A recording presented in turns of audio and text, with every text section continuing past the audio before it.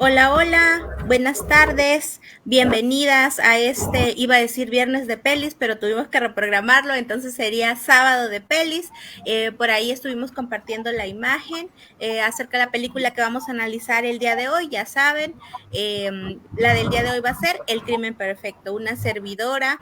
Ariana Pérez, contamos también con la presencia de la licenciada Adriana Portillo. El día de hoy nuestra compañera Daí se va a agregar un poquito más tarde, pero ya saben, como siempre, trayéndoles una reseña de una película que consideramos que pues es bastante ad hoc con los temas que tratamos, explica de una manera, digamos que pues detalladas ciertas cuestiones legales de las que vamos a platicar un poquito más adelante. Ahorita voy a darle la palabra a mi compañera Adriana para que ella pueda darles una reseña acerca de la película. Hola Adriana, buenas tardes. Te cedo el uso de la voz. Hola, sí, muchas gracias. Bueno, esta es una película donde nuestros personajes principales son Anthony Hopkins y Ryan Gosling.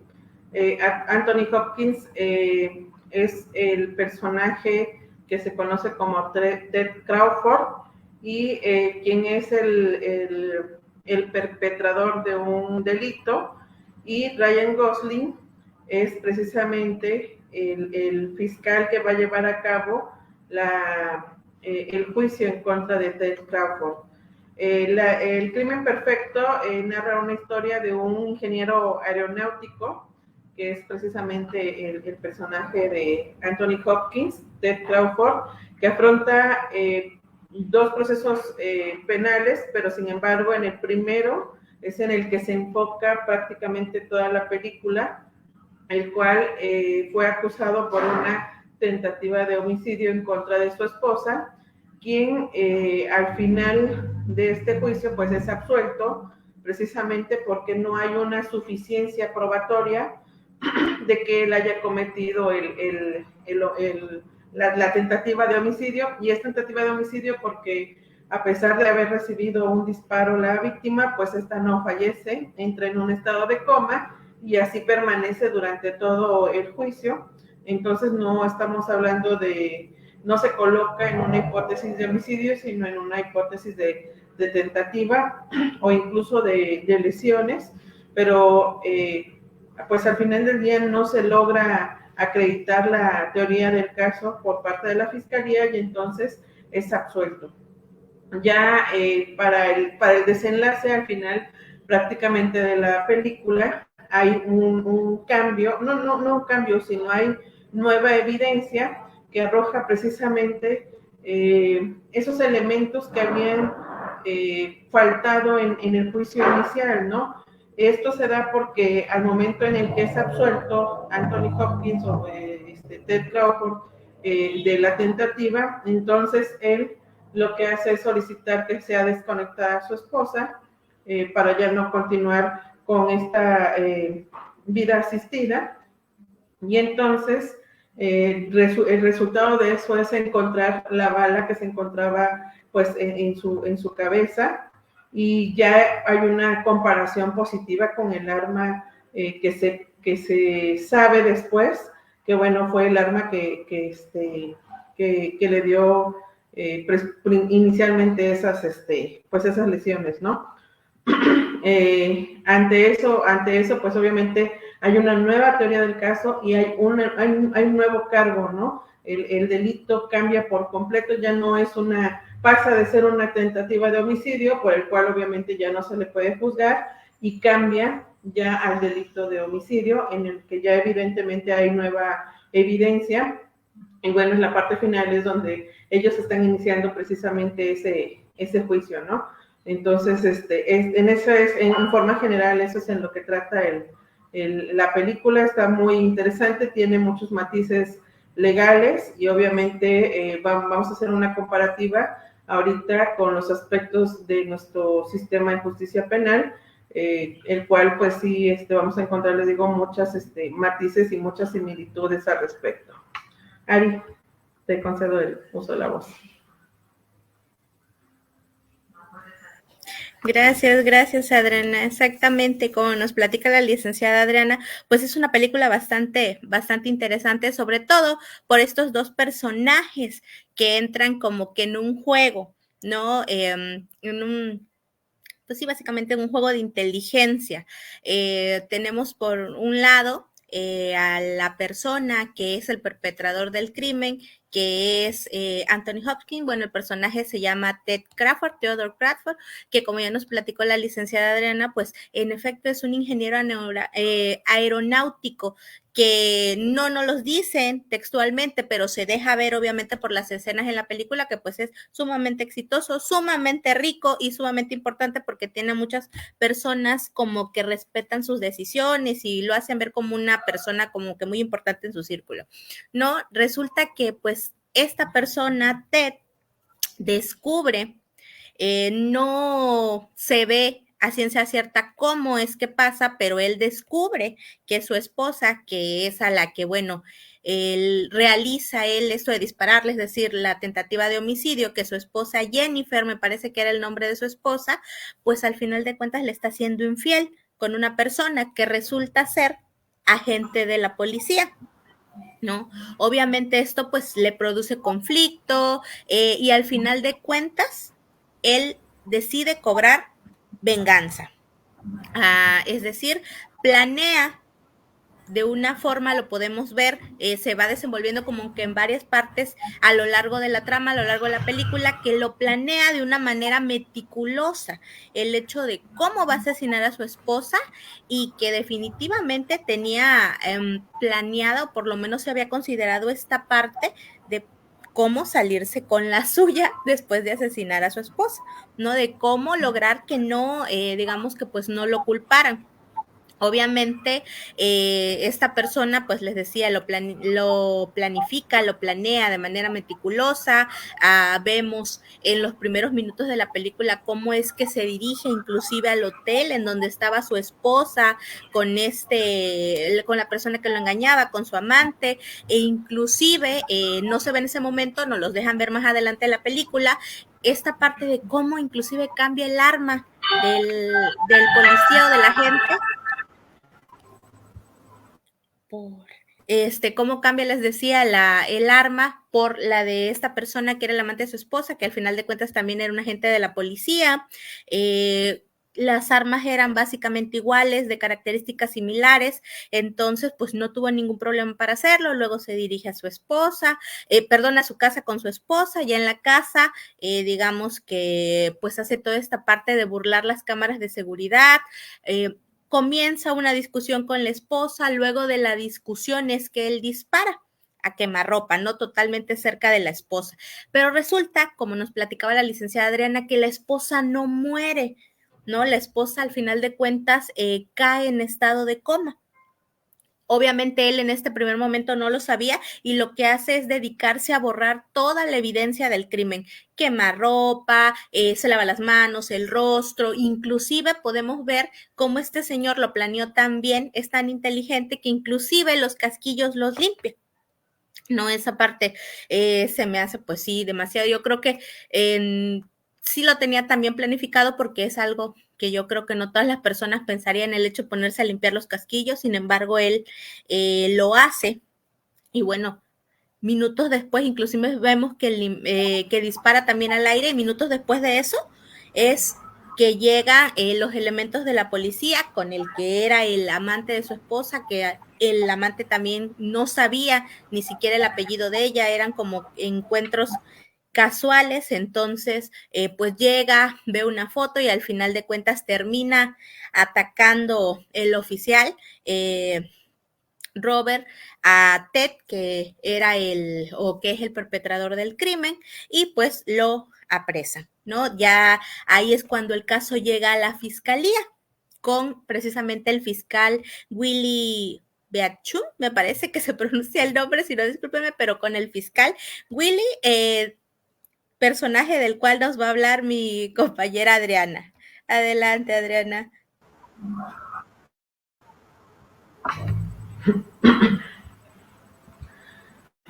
Ay, perdón. Sí, bueno, Willy Bichum o Billy Bichum, porque él incluso hasta le pregunta si le puede decir Billy dentro de la película. Y bueno, pues Billy Bichum precisamente es un fiscal joven, es un fiscal que pues tiene ansias de crecer, ¿no? Profesionalmente. Él incluso recibe una oferta de trabajo en un despacho de abogados que resulta ser de renombre, y entonces es como la oportunidad de su vida, pues cambiar de trabajo, ¿no? Es como el trabajo soñado, entrar en un despacho jurídico de alto renombre, y entonces empieza esa transición en la que él pues está trabajando para la fiscalía y va a cambiar para este despacho de abogados, pero pues en ese momento precisamente se da la cuestión de cometer el delito por parte de Ted Crawford, y él es el fiscal a cargo. Entonces, pues como abogado con ímpetu, como un abogado fiscal, pues obviamente empieza a ver cuáles son los elementos que tiene para desarrollar su teoría del caso. Circunstancialmente, podríamos decir que existe, ¿no? La presunción de que efectivamente Ted Crawford cometió un atentado en contra de su esposa, víctima de lesiones por arma de fuego. Sin embargo, se va topando con diversas carencias en la investigación. En primer acto, pues resulta, como ya dijo Ari, que no hay una, bueno, de las periciales, no arroja que el arma haya sido disparada. Los casquillos de las balas que fueron disparadas tampoco luego no coinciden con el arma que él supuestamente había usado. No tienen la bala de la esposa, porque obviamente la tenía incrustada en su cabeza. Entonces, se iba limitando, ¿no? En cuestión de pruebas. Sí tiene una confesión, que con eso ellos prácticamente pues consideran que ya tenían ganado, ¿no? El juicio, porque él había aceptado que efectivamente había disparado en contra de su esposa, que había sido un disparo a la cabeza, o a la cara más bien, que vio cómo corría su sangre, y bueno, una serie de detalles que él había explicado en frente del policía investigador, que al final era el amante de su esposa, ¿no? Entonces, pero bueno, inicialmente, pues como fiscal, considera que tiene los elementos suficientes, porque con la confesión, con la simple confesión, pues entonces, pues estaba dando ahí el delito. Y bueno, él pues sentía que era un caso fácil, si se siente confiado, ¿no? En ese sentido, jamás pues logra visualizar que Ted Crawford ya había planeado esto con antelación, que había limpiado los casquillos de las balas, que se había lavado, porque tampoco no encontraron, cuando se dispara un arma, hay pólvora, ¿no? Queda pólvora en el cuerpo, en la ropa, y entonces le habían hecho análisis respecto de la pólvora, y no había tampoco elementos que dieran positivo a ese uso, ¿no? de un arma. Entonces, básicamente elementos materiales pues no tenían más que la confesión prácticamente, y bueno, en ese sentido pues él se siente pues seguro, ¿no? De que va a ganar, no iba a entorpecer pues esa transición que él iba a hacer de su trabajo de la fiscalía al despacho de abogados, y bueno, obviamente él empieza a frustrarse cuando empieza a ver que los elementos que él había aportado dentro del juicio pues no son suficientes, ¿no? Entonces, de hecho empieza a confrontar a la policía investigadora de por qué no se estaba haciendo una búsqueda del arma, por qué no se estaba haciendo más investigaciones, que dieran con los elementos que efectivamente se habían usado para realizar ese acto, ¿no? En contra de la vida de una persona. Y bueno, él insiste, incluso va a la casa en varias ocasiones, trata de analizar al personaje, ¿no? De Ted Crawford. Sin embargo, pues su frustración cada vez se va agrandando, ¿no? Y llega al punto en el que entonces empieza a visitar a la señora, a la esposa de Ted, y empieza a tener como ese acercamiento, empieza a ver esa parte como de la injusticia por no tener los elementos, porque al final del día, él como fiscal tiene la carga de la prueba, él es el que debe de probar que efectivamente la persona a la que se le está acusando es el culpable, ¿no? A él le corresponde probar esa parte y entonces ante la falta de elementos, ya lo empieza incluso a tomar como de manera personal, y por eso es que asiste a ver al hospital a la señora, busca medios, maneras, porque pues sabe que van a absolver a Ted, sabe que no va a alcanzar una sentencia condenatoria, y entonces eso pues obviamente lo frustra, empieza a hacer cosas así como que muy en desesperación, y eso también causa que incluso que quien es su pareja y que es también abogada del despacho a donde él iba a ingresar, le parara al alto y le dice prácticamente o es el asunto o somos nosotros, ¿no? Y entonces, pues incluso en su relación personal, este asunto interfiere mucho, interfiere también en su cuestión laboral, porque su jefe le había dicho, si esto lo pierdes, van a rodar cabezas y obviamente no va a ser la mía, ¿no? Entonces sí se encontraba como en una encrucijada laboral, personal, y aparte un sentimiento de injusticia respecto a no poder probar o alcanzar a probar precisamente el delito por el cual se le estaba acusando a Ted Crawford. Entonces, esos son los aspectos del personaje de Billy Bichum, quien es Ryan Gosling, el que personifica a este fiscal. Y bueno, como joven les digo, mucho ímpetu, mucha fuerza, muchas ganas, pero al final del día limitado también por la inteligencia, a lo mejor en ese momento de Ted Crawford, que sí los había rebasado un poquito. Adelante, Ari.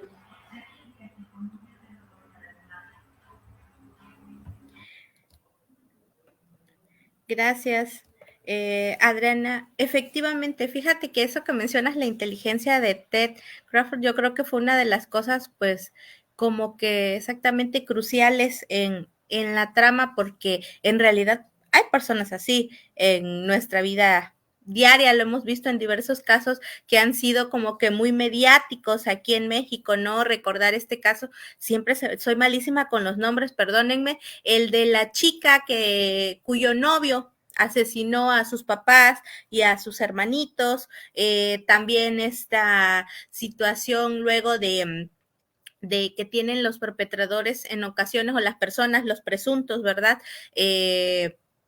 O las personas que se señalan como culpables en un primer momento, de cambiar, como que dar la vuelta y transformarse en la víctima, que esto es algo que hizo precisamente Ted, ¿no?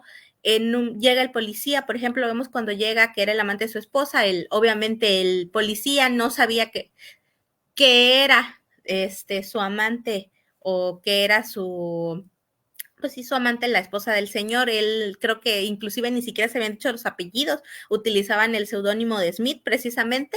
Entonces pues sí, la ve en la fotografía, sorpresa, reacciona y ataca a este señor, y es cuando este señor pues aprovecha como que esas primeras distracciones para hacerlo del intercambio del arma. Pero vemos, por ejemplo, cómo o la película nos deja entrever precisamente cómo este señor Ted tiene una agilidad mental impresionante, una capacidad de planeación y de estrategia, porque destruye, como lo habías dicho en un primer momento, toda la teoría del caso que tenía el fiscal, ¿no? Él había planeado toda esta parte previendo qué iba a suceder y cómo él iba a salir ileso.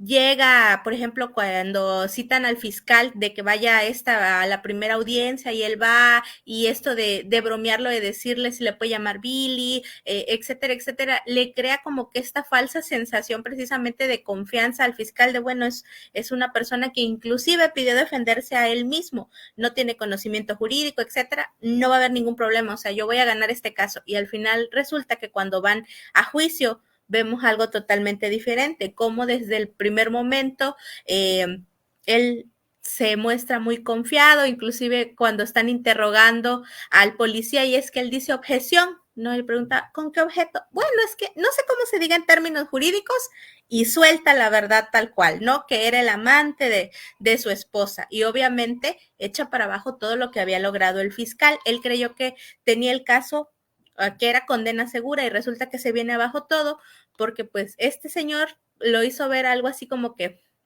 él desconocía totalmente acerca de las cuestiones legales, lo jurídico, pero pasaba esta situación, ¿no? Inclusive el fiscal pues no sabía que el policía había sido amante de la esposa del acusado. Entonces viene toda esta parte de que pues le dicen al fiscal que tiene que conseguir nueva evidencia o van a desechar, o sea, van a dar por concluido el juicio. ¿No? Entonces, pues le dan estos días, como mencionas, él va a la casa, viene toda esta parte de que pues no encuentran el arma, etcétera, etcétera, llega a sus niveles de frustración y llega de nueva cuenta, que bueno, ahí nos dejan ver que son como el lapso de una semana, en realidad ni siquiera es muchísimo tiempo, y llegan de nueva cuenta a la siguiente audiencia del juicio y pues al final de cuentas, no logran presentar como tal nueva evidencia y dejan que este señor se vaya. Lo que permite que al final de cuentas este Ted logre el propósito que tuvo desde un primer momento, que era asesinar a su esposa, ¿no? Y lo hizo tan quitado como que de la pena, porque pues al final de cuentas no lo encontraron culpable, él era el responsable legal de su esposa y decide desconectarla tal cual, y pues la esposa muere.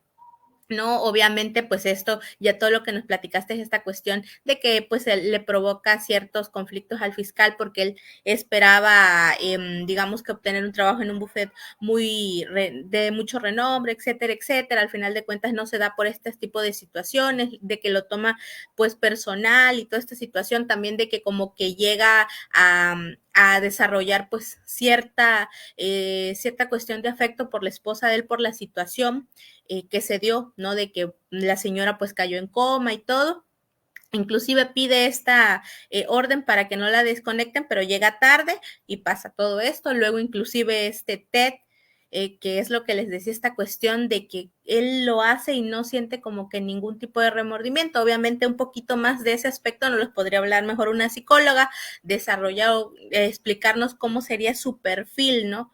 De esta persona, pero lo hace sin remordimientos, inclusive le dice que tiene un regalo, etcétera, y es precisamente eso lo que permite que como que el fiscal se dé cuenta de que, o lo hacen recordar esta cuestión de que en un momento confundió el teléfono con su jefe, ¿no? Y es lo que lo remonta a esta situación de que su arma o el arma de Ted era igual al arma del policía, porque hasta para estos, creo que no lo habíamos mencionado, que el policía al final de cuentas se termina suicidando por esta cuestión de que a él lo absuelven.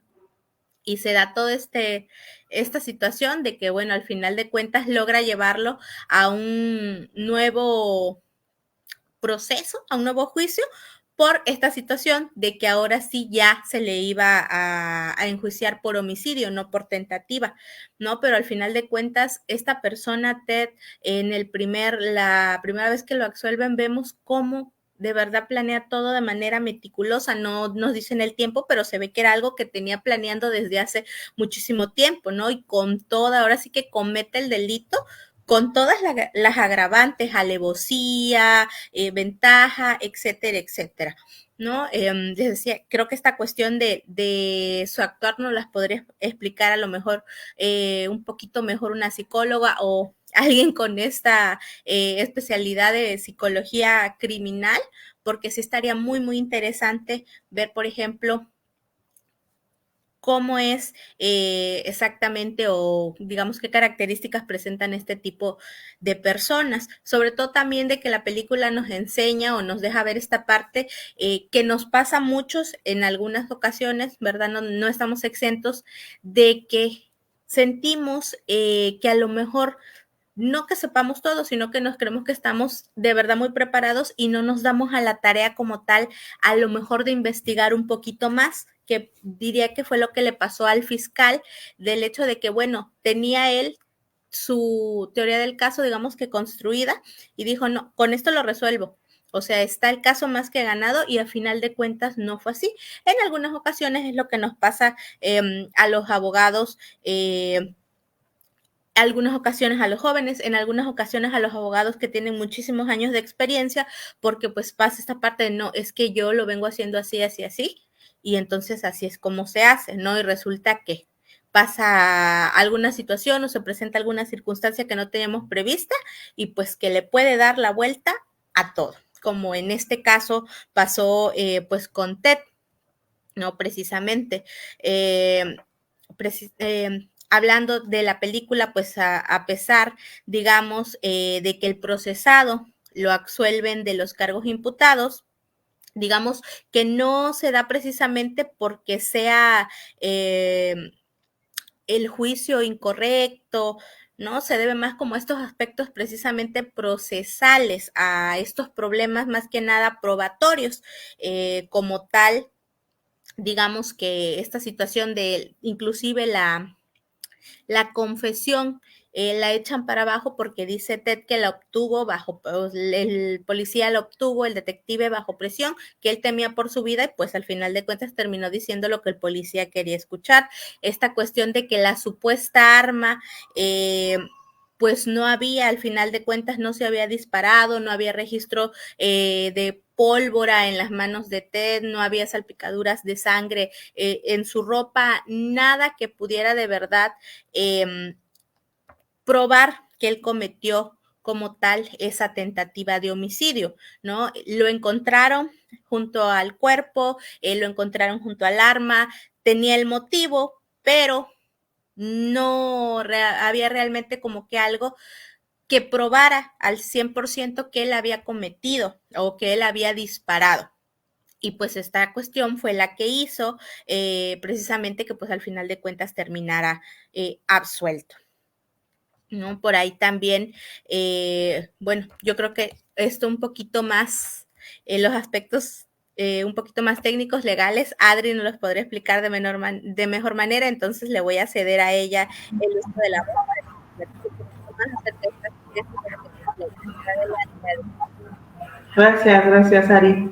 Pues sí, mira, dentro de los aspectos legales vamos a hacer una comparativa de lo que nosotros vivimos actualmente en nuestro sistema de justicia penal y lo que vemos dentro de la película.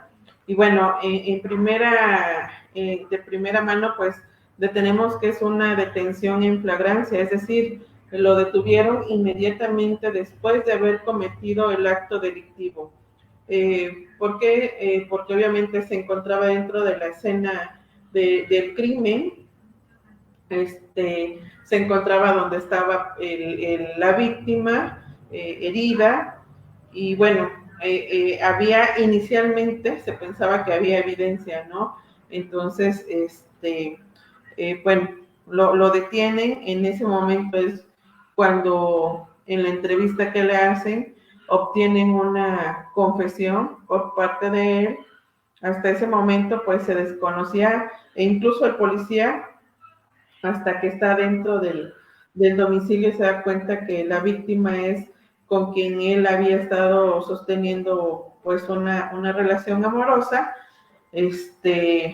pero bueno, aún así yo, bueno, en ese afán así como de también de investigar por qué lo hiciste y cosas así, pues obviamente entra a la declaración y bueno, pues finalmente contamina, ¿no? Esa declaración sí se repunta como ilegítima porque obviamente existen elementos que hacen pensar que la persona fue coaccionada, en este caso Ted Crawford como presunto culpable, pues sí se puede presumir, ¿no?, que fue coaccionado. Incluso dice que él tiene temor por su vida porque sabe que él es el amante de su esposa y que por eso es que había confesado, ¿no? Pero bueno, regresando, el primer elemento que tenemos, o el primer aspecto, es una detención en flagrancia, es decir, inmediatamente después de haber cometido el hecho delictivo, es detenido. También podemos ver que existe el aspecto legal del resguardo de evidencias y cadena de custodia, es decir, van los peritos, recogen los casquillos, hay un levantamiento, pues no de una persona o de un cadáver, pero sí de una persona lesionada, hay evidencia de sangre, hay evidencia de otros tiros dentro del lugar donde se cometió el ilícito, y bueno, obviamente debe de haber un resguardo porque es una escena del crimen, ¿no? Entonces, pocas personas pueden estar deambulando, ¿no?, inicialmente en esa escena, precisamente para no contaminar las evidencias que se van recogiendo en ese momento. Después, como ya lo dije, hay una confesión de este, pues en ese caso, supuesto culpable, donde interviene pues el policía amante, sin que en ese momento nadie más que obviamente Anthony Hopkins o Ted Crawford y el policía que se llama Robert Nunali, saben, ¿no?, qué es lo que está sucediendo, cómo es más o menos el contexto de lo que causó precisamente la reacción de Ted Crawford en contra de su esposa. Y bueno, encontramos un aspecto legal que es precisamente encuadrar el hecho o el acto en una descripción, ¿no?, de nuestro código, del código penal vigente. En este caso, bueno, si nosotros lo trasladamos a las cuestiones de nuestro código actual, pues encontramos que puede haber una tentativa de homicidio, porque ese era el objeto, ¿no? El objetivo más bien de ese disparo.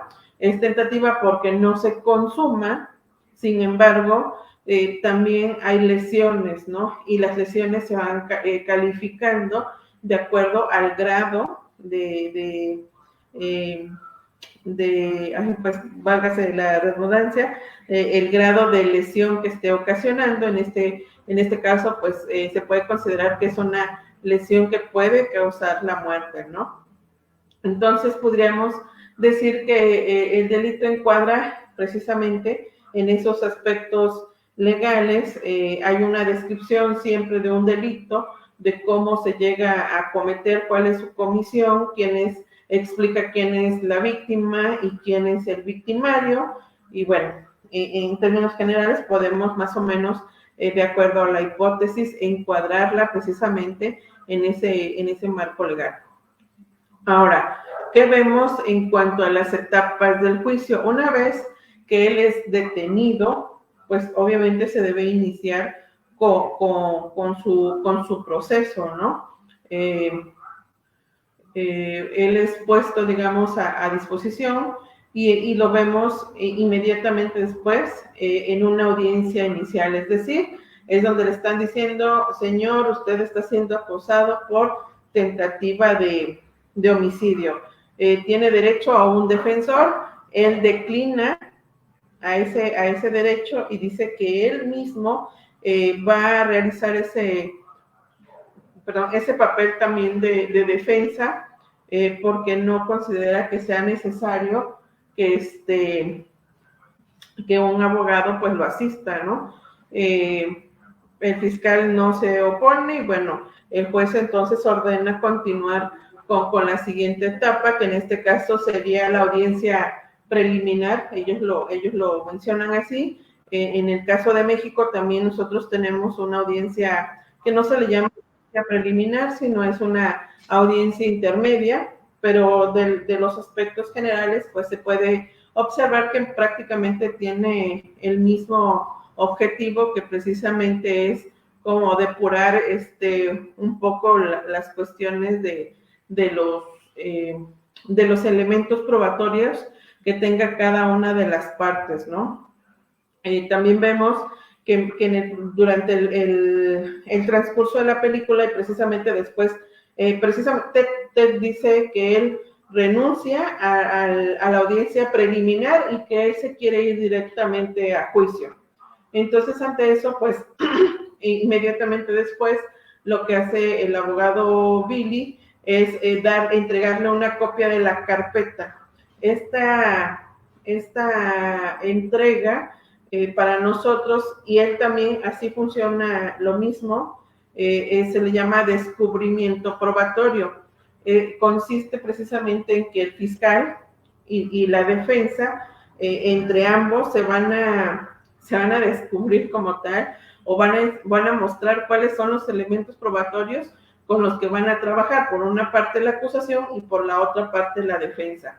Entonces, incluso Ted Crawford le dice a Bichun que qué es eso, ¿no? Y le dice, pues te estoy haciendo el descubrimiento probatorio, y Ted dice, es que tú no tienes nada. Y él le dice, claro que sí. Y entonces Ted dice, encontraste el arma, o sea, porque él sabía que la prueba que lo iba a poner pues en aprietos era precisamente el arma, o sea, él buscó ese mecanismo para engañar al sistema y que no se encontrara la prueba como lo es el arma, ¿no? Entonces, en forma burlona, pues obviamente le hace decir, ya la encontraste, y el otro sabe que no la ha encontrado, y bueno, es la parte en la que se encuentra en aprietos, ¿no? Pero bueno, este descubrimiento probatorio tiene ese objetivo. Obviamente, Ted Crawford pues adopta una defensa, vamos a decirlo, pasiva. Por parte de él no hay elementos probatorios, simplemente en algún punto ya más adelante, sí hablan sobre un investigador privado, pero no oferta esa prueba, ¿no? El descubrimiento probatorio tiene el objeto de demostrarse a cada una de las partes cuáles son, pero también debe de pasar por un filtro, ¿no? De cuáles son todos los elementos que efectivamente sí se van a desahogar en la audiencia de juicio oral, que también lo vemos desarrollado dentro de la película. El juicio oral ya es donde está el juez, en el caso de Estados Unidos, pues está el jurado. En México no contamos con 12 jurados, simplemente tenemos a un juez, pero bueno, ya es donde se van desahogando todas y cada una de las pruebas. Entonces, en ese sentido, pues también sí coincide casi en lo medular con nuestro sistema actual. Y bueno, ahí durante la audiencia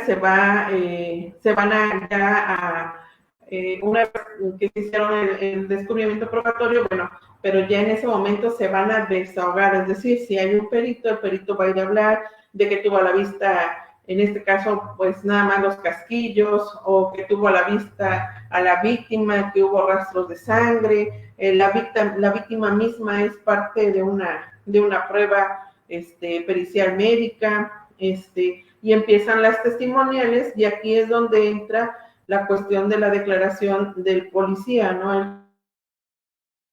Y bueno, aquí es donde por primera vez Ted tiene una intervención y donde dice que objeta una pregunta respecto de la intervención del policía, y dice, a ver, aquí yo voy a decir, y es donde ya expresa que él había sido objeto de una coacción para obtener su confesión, y entonces también ahí el juez pues detiene la audiencia y lo lleva a platicar de manera independiente.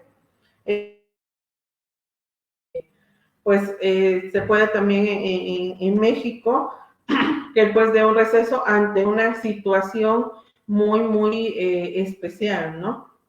Entonces, bueno, el juez o la juez le dice al fiscal pues que encuentre elementos donde pues quede en evidencia la culpabilidad del señor Ted, toda vez que el único elemento que tenían, que era la confesión, va a quedar descartada porque efectivamente es una prueba ilegal.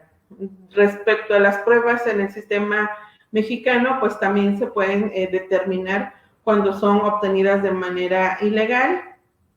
El Código Nacional de Procedimientos Penales también nos da pues esos elementos por los cuales nosotros podríamos determinar si una prueba se obtuvo de manera legal o ilegal. Y de esa manera el juez en su momento al dictar sentencia va a calificarla, ¿no? Y bueno, entonces, obviamente, estos aspectos generales, legales de nuestro sistema, pues también nos van a conducir a una sentencia, ¿no? Esta sentencia, en este caso y en primer término, pues obviamente es una sentencia absolutoria porque no hay suficiencia probatoria, es decir, no se probó la teoría del caso por parte de la Fiscalía, que como ya lo había dicho en una intervención anterior, el fiscal tiene la carga probatoria y eso también está señalado precisamente en nuestro Código Nacional de Procedimientos Penales, que es el fiscal quien debe de demostrar la culpabilidad. Entonces, es muy común que nosotros veamos que una defensa es pasiva, es decir, únicamente va a ir atacando los elementos probatorios para que al final, pues digan, la fiscalía no cumplió con esa carga probatoria, por lo tanto se debe absolver, ¿no?, al acusado. En términos generales, pues creo que es una película que nos enseña mucho, es muy coincidente en nuestro sistema penal actual, tiene elementos, pues sí, muy precisos, incluso también se inician con alegatos. En los alegatos el abogado interviene y describe, ¿no?, cuáles son los elementos que ha aportado y que deben convencer al juez para que se dicte una sentencia condenatoria. En el caso de la fiscalía, en el caso de la defensa, pues sus alegatos van a decir que no existen elementos suficientes que den como resultado, pues que sea condenado y por lo tanto se solicita que sea absuelto. Entonces, esos son los elementos legales que podemos encontrar y que coinciden con nuestro sistema de justicia penal actual. Ari. Gracias, Adriana. Bueno, ahorita nos acaba de dar prácticamente una clase la licenciada Adriana. Hay aspectos que, bueno, en algunas situaciones a mí también todavía me complican. No es una materia como que en la que estoy muy inmersa, sin embargo, con la explicación que nos dio, quedó todo súper claro. Como dice ella, es una película bastante interesante, nos enseña muchísimas cuestiones en los aspectos legales, sobre todo porque es bastante similar precisamente a este nuevo sistema, bueno, ya no tan nuevo, pero este sistema nuevo, así se le sigue llamando, que tenemos en el área penal. No podemos ver exactamente las figuras procesales que son bastante similares. La única que a lo mejor cambiaría, como bien nos dice ella, es esta de la audiencia intermedia. Ellos la tienen como audiencia, perdón, inicial o preliminar, algo así es. Al final de cuentas, en la película Ted renuncia. Exactamente, Adriana, gracias. Al final de cuentas, Ted Crawford renuncia a ella y entonces se va directamente a esta cuestión del juicio. Pero sin duda es una película con muchísima enseñanza. Las figuras procesales que nos muestra pues son bastante enriquecedoras para los que no somos tan, digamos que conocedores en esta materia. Sin embargo, nos pinta un panorama bastante interesante y también algunos otros aspectos que les decía, se me hace súper interesante a lo mejor invitar en alguna ocasión a alguna psicóloga para que nos hable de esta cuestión como del perfil no psicológico de estas personas. Por ahí vamos a leer algunos de los comentarios que han puesto. Buenas noches, América. Efectivamente, como lo mencionas, también lo mencionó la licenciada Adriana, es un claro ejemplo de una defensa pasiva. En México es difícil que en primera instancia los jueces ante un homicidio absuelvan. Generalmente es en un amparo en donde se logra la sentencia absolutoria.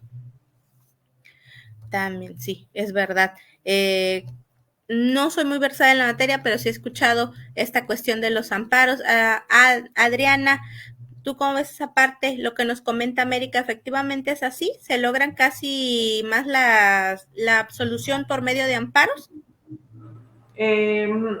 Fíjate que, bueno, la cuestión del amparo tiene como objeto estudiar más que nada las violaciones de los derechos humanos, ¿no? Puede haber violaciones procesales muy evidentes y entonces eso hace que pueda darse se revierta, ¿no? La sentencia dictada en primera instancia y se logre una absolución.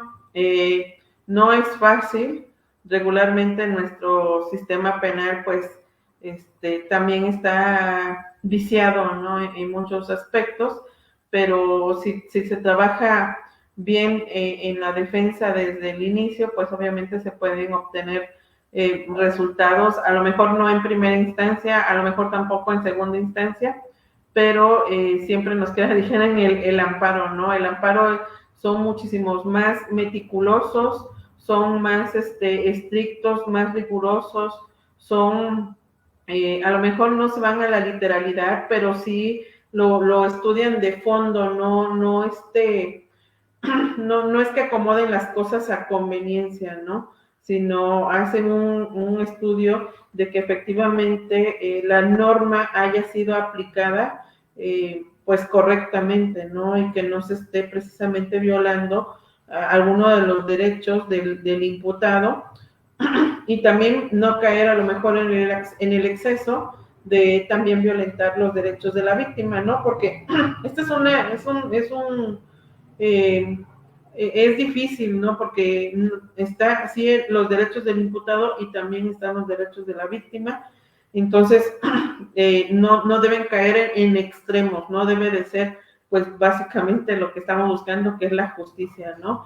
Y si lo cometió, hemos visto que sí, efectivamente, a veces no están integradas debidamente en las carpetas, entonces la acusación es débil, es endeble, a veces en el trayecto van componiendo las cosas, sin embargo, como les digo, si desde el principio tu defensa la estructuraste de manera a conciencia, a lo mejor sí al final del día con un amparo puedes obtener la absolución, ¿no? de tu cliente. Sí es un tema bastante complejo, no es fácil, tiene un trasfondo enorme, ¿no? Y es muy riguroso porque sí tiene que ver muchas cuestiones de violentar, ¿no? Los derechos de las personas, pero bueno, al final del día también lo que se busca con el sistema es que pues todo sea como que a la vista, ¿no? Y se supone que ese es el objetivo de que sea oral, pero bueno, ay, perdón. Entonces, sí, lamentablemente a veces en primera instancia tenemos cuestiones les digo, de vicios, sobre todo porque sabemos que hay líneas, ¿no? A veces entre tribunales y fiscalías, en donde, pues, aunque veamos que no hay elementos, existe una sentencia condenatoria, ¿no? Entonces, por eso nuestra ¿cómo se podría decir? Tenemos fe en que en el amparo pues se pueda, les digo, cambiar, ¿no? Esa sentencia condenatoria a una sentencia absolutoria, porque pues ahí ya no, se acaban las líneas. Así es, Ani. Gracias, Adriana. Efectivamente, como me dices eso de que a veces, y sí lo he escuchado y lo hemos visto, de que a una falta de elementos existe una sentencia, como lo platicamos, no recuerdo exactamente la fecha, pero recuerdan que por ahí hablamos de duda razonable, precisamente no había como que elementos, solamente estuvieron las personas en el lugar y en el momento equivocados y aún así los condenaron, ¿no? Y precisamente gracias a un amparo es que logran su libertad, Sí, pero es para que eso ya habían hay unas pasado. líneas muy delgaditas, ¿no? Muchos jueces se basan en que existen elementos circunstanciales. Entonces, ¿qué son esos elementos circunstanciales? No existe una prueba contundente, pero existe un indicio, ¿no? Existe un momento, existe un lugar, y entonces eso hace que ellos den por hecho, ¿no? Ese aspecto circunstancial, y para ellos inmediatamente después es una sentencia condenatoria, ¿no? Entonces por eso les digo, es una línea bien delgadita entre todos esos elementos que nos da nuestro código para, para acusar o para absolver, ¿no? Hemos tenido a veces la fortuna, por ejemplo, que desde la vinculación en un delito, por ejemplo, de homicidio, podemos obtener una no vinculación, ¿no? Porque encontramos elementos que pueden hacer que efectivamente no pues no se indiciariamente, porque ahí el estándar probatorio pues es muy bajo, pero ese indicio pues sí no se complementa, ¿no? Debidamente, y entonces el juez pues no se llega a convencer que de manera indiciaria existan elementos para mantener vinculada a una persona a proceso, ¿no? Y entonces, pues bueno, les digo, es una línea muy delgada, pero muy interesante también a veces trabajar en ese tipo de asuntos, ¿no? De la manera en la que vamos nosotros a proyectar pues esa teoría del caso desde la primera audiencia, ¿no? Y sostenernos en ese sentido, ya sea que optemos por una defensa pasiva o que optemos por una defensa ya en contraataque, ¿no?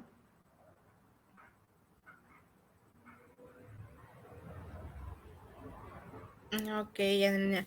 Efectivamente, pues muy interesante todos los aspectos que nos platican, también muy interesante la película.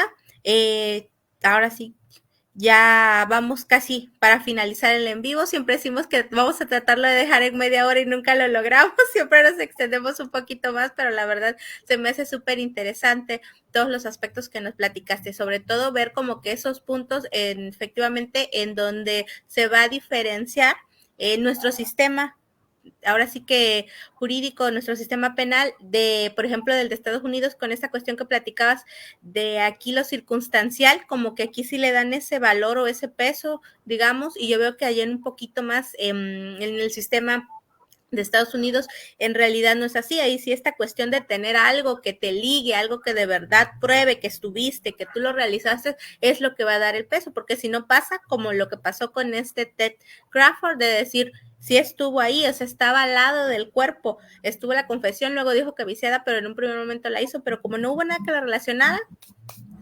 con las manos limpias, se fue por absuelto de tentativa de homicidio, ¿no? Entonces sí son cuestiones pues muy interesantes. Entonces Sí, ya y para eso, finalizar, a eso se adelante, debe el adelante, nombre Adrián.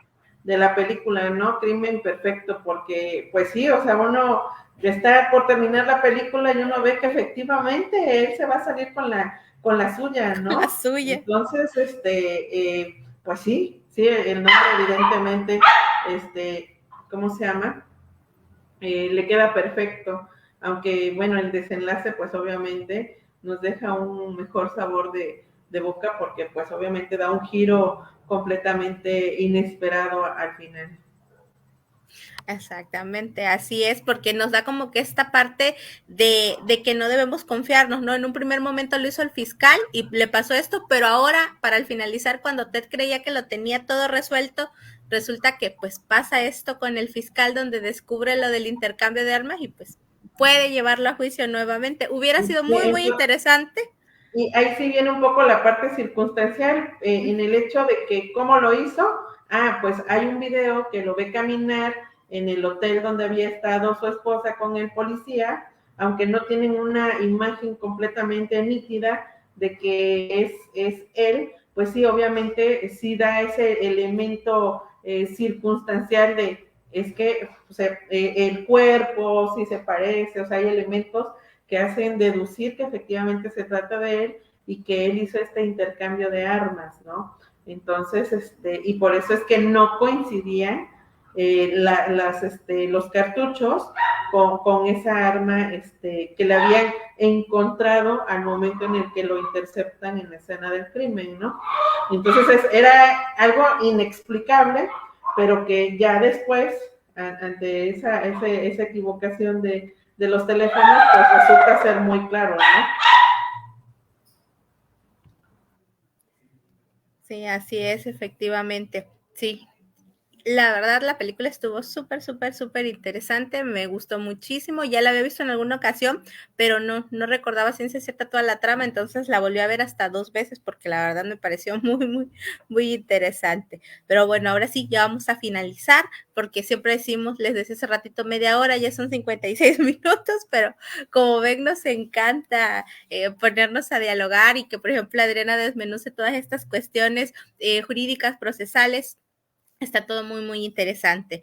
Pues como siempre les agradecemos que nos hayan acompañado en esta sección. Por lo regular son viernes de pelis, tuvimos que reprogramarlo por algunas cuestiones técnicas, así que se convirtió en sábado de pelis, pero ya el próximo viernes, sin contratiempos, estaremos por ahí. Muchas gracias, Adriana. Nuestra compañera Adaí no nos pudo acompañar en esta ocasión, pero para la próxima se va a unir. Recuerden siempre dejarnos sus dudas, comentarios, ahora sí que valga la redundancia, en la sección de comentarios, también sus recomendaciones. Nos gustaría que nos recomendaran algunas películas con esta de aspectos jurídicos para que nosotros también podamos debatirlas en los viernes de pelis.